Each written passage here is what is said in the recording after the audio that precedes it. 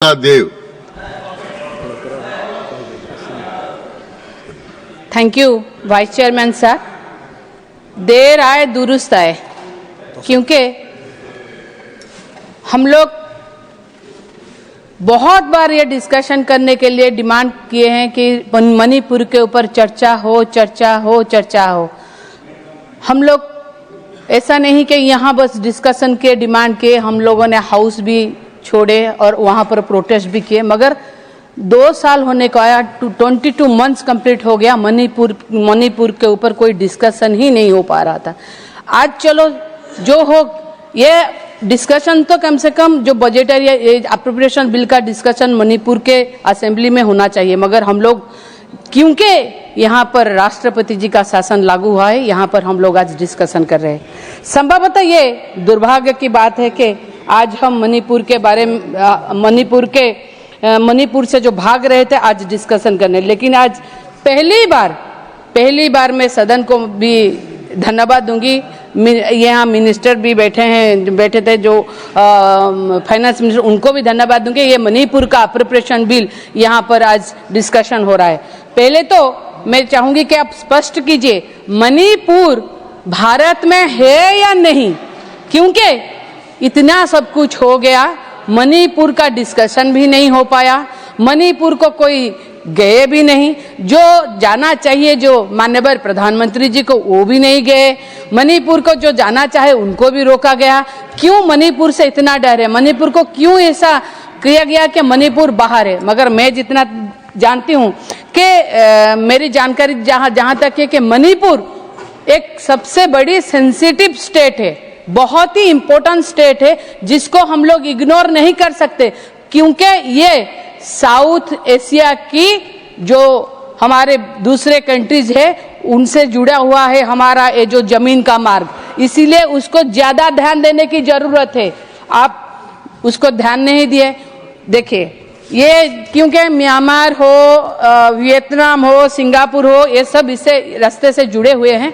और हम देखें तो नेताजी सुभाष चंद्र बोस, उसको हम कभी डिनाई नहीं कर सकते। नेताजी सुभाष चंद्र बोस सिंगापुर से अपनी मुक्ति सेनानी को लेके मणिपुर के रास्ते से आए भारत, और वही मणिपुर में पहला भारत का झंडा गाड़े थे, और वो आज भी है वहां पर। तो फिर हम मणिपुर से क्यों भाग रहे हैं? किस लिए भाग रहे हैं? आज आप बोलना दीजिए, आप क्यों बार बार ऐसा ये कर रहे हैं? आप बोलना दीजिए सबको, आपका बारी आएगा, आप बोलेंगे। आज माइनॉरिटी के ऊपर आज जो कुकी और जो माइटी, ये दोनों के बीच में हो रहा है, ये माइनॉरिटी कुकी के जो संप्रदाय है उसके ऊपर इतना हिंसा हो रहा है कि मणिपुर आज जल रहा था। कम से कम बोले तो 2 साल होने को आया, मणिपुर के बारे में कोई आलोचना नहीं हुई। मणिपुर जल रहा था, मगर मणिपुर जब जल रहा था तब हम लोग यहाँ पर सो रहे थे। मैं ये बात बोलूंगी, जे हम लोग इतिहास में पढ़े हैं, जब रोम जल रहा था तो नीरो जो है ना वो बांसुरी बजा रहे थे, और जब मणिपुर जल रहा है, ये डबल इंजन का सरकार है, ये डबल इंजन का सरकार चद्दर टन के सोए हुए हैं।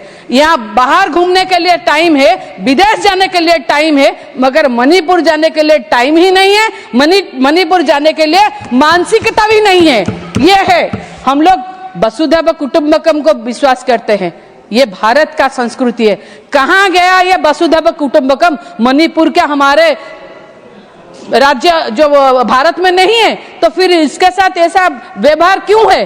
क्यों आज यहाँ पर आग लगी हुई है? क्यों आके इतने जाने गई हुई हैं? जो कि मेरे पास जो डाटा है मैं वो डाटा देती हूँ कि lost of lives, at least 258 people have lost their lives, including innocent civilians and militants.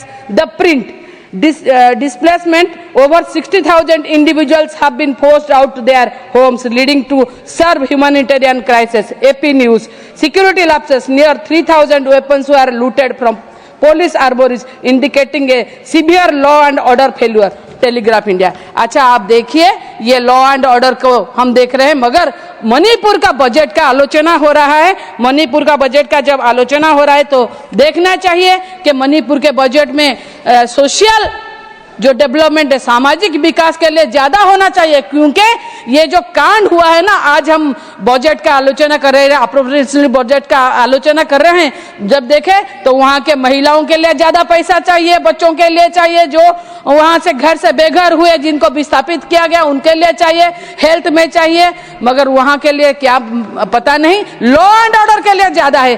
क्या करेंगे लॉ एंड ऑर्डर को, सामाजिक सुरक्षा, सामाजिक विकास को मद्देनजर से हटा के वहां क्या करेंगे? आप तो ऐसे नहीं कुछ कर पाए, क्योंकि आपका गवर्नर जो खुद बोले कि इसके ऊपर आप कार्रवाई कीजिए, यहाँ आइए आलोचना कीजिए, आप तो उनके बात भी नहीं सुने। फिर काहे का लॉ एंड ऑर्डर, क्या लॉ एंड ऑर्डर यह करेंगे? फिर भी मैं बोलूंगी मणिपुर आप डबल इंजन जो है ना, double engine run over the people of Manipur, ऐसे डबल इंजन हम नहीं सोचे थे। डबल इंजन क्या है, इतने स्पीड से गया कि क्या हुआ हम सबको ही मालूम है। आज ओडिशा में भी वैसे ही डबल इंजन के बात चल रही है, डबल इंजन सरकार की बात चल रही है, मगर डबल इंजन हो गया, डबल इंजन का वैसे ही आज मणिपुर, कल मणिपुर हो रहा था, आगे ओडिशा का भी बारी हो सकता है, और उसके बाद और कोई स्टेट, पूरे भारत का भी बारी आ सकता है। इसीलिए मैं ये बोल रही हूं, क्योंकि ओडिशा में 7 महीने में 64 मास रेप केसेस दर्ज हुए हैं। जब होली खेला जा रहा था, 7 आदमियों को मर्डर हुआ एक ही दिन में, होली में। और जब देखे हमारे मुख्यमंत्री डीजीपी और पुलिस के बड़े अधिकारियों के साथ रंग खेलने में मशगूल है। ये रंग खेल रहे थे या खून का होली खेल रहे थे? ऐसा है, 5 साल की 2 लड़कियां, वो एक अनुगुल की और एक जाजपुर की, दोनों को रेप करके, मास रेप करके मार दिया गया। ऐसा मणिपुर जैसे जल रहा है वैसे ही जलेगा, क्योंकि मणिपुर में जो महिलाओं की जो नग्न और विवस्त्र तस्वीरें आई, ये शर्मनाक बात है। कैसे सरकार को शर्म नहीं आते मुझे नहीं पता, मगर ये कहीं ना कहीं हमारे भारत में एक धब्बा लगा दिया ये मणिपुर। मैं आज भी ये बोलूंगी कि मणिपुर के बारे में सरकार को सोचना चाहिए, नहीं सरकार को कदम भी उठाना चाहिए, क्योंकि मणिपुर में न्यूट्रिशन बजट जो है 25% कम कर दिया गया है। सोशल सिक्योरिटी जो स्पेंडिंग बजट है ट्राइबल कम्युनिटी, उसको 47% कम कर दिया गया है। मणिपुर में ये डिमांड ग्रांट की जो इंफॉर्मेशन उसको ही ज्यादा किया जाना चाहिए। मणिपुर में जब ये मणिपुर के बात में चल रहे हैं, चिल्ड्रंस जो है 6 माह से 6 साल तक उनका 6164 number, adolescence girl 2638, pregnant women 232, lactic mother 752, ये 325 कैंप में रह रहे हैं। और बाय अप्रैल 2024 554 बेबीज बन हुए हैं। रिलीफ कैंप, जहां रिलीफ कैंप है उसमें बन हुए हैं, उसमें 2 मैटरनल डेथ भी हुए हैं, जो रिकॉर्ड है, ऑफिशियल रिकॉर्ड है। 2022 के बाद प्रधानमंत्री जी ने अपने कदम नहीं रखे मणिपुर में, लेकिन 40 बार वो फॉरेन टूर कर चुके हैं। क्यों मणिपुर क्या हमारे कंट्री में नहीं है? मणिपुर वो नहीं जा सकते? 29 को मैं साधुवाद देती हूँ मान्यवर गृह मंत्री, स्वराष्ट्र मंत्री को, वो 29 मई को 2023 में वो गए मणिपुर जाके वहां पर पीस कमेटी बनाए। पीस कमेटी बनाने का फायदा क्या हुआ? कुछ नहीं हुआ। फिर वहां की जो गवर्नर थी उनको जबरदस्ती हटाया गया, पीस कमेटी का कुछ हुआ ही नहीं। क्यों हटाया गया? क्योंकि वो चाहते थे कि लोगों के साथ आलोचना हो, प्रधानमंत्री आए।